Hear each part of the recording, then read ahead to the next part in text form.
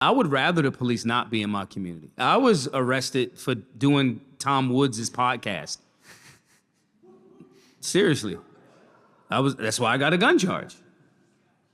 So in my community, I'm fine with police not being there.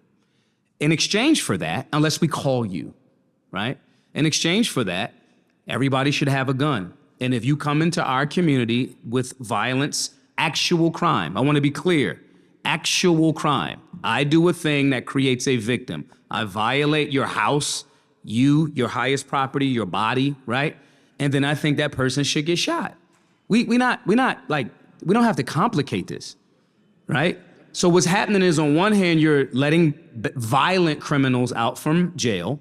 Then you're saying, oh, but your community is also not gonna have access to firearms. And then you're saying the few people that are like, okay, I wanna follow the rules, are gonna like, well, I gotta call the police. Average response time nationally, 7 to 8 minutes, right? So again, I think to your point, the clear distinction is the police don't do very well in my community. So for my community, we don't want you here. If we call you, like there's not trucks riding around like fire trucks. Where's the fires at? You setting the fire, man? Like that's not how that goes. So I think there's a balance there that has to be clarified a little bit better.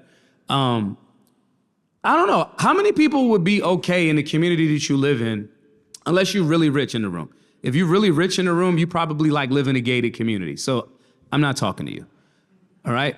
But how many people would be okay if it's just the Second Amendment. You can have a firearm and you could use that firearm to defend yourself against violent criminals, and the police didn't show up unless you called them. Show of hands, how many people would be okay with that?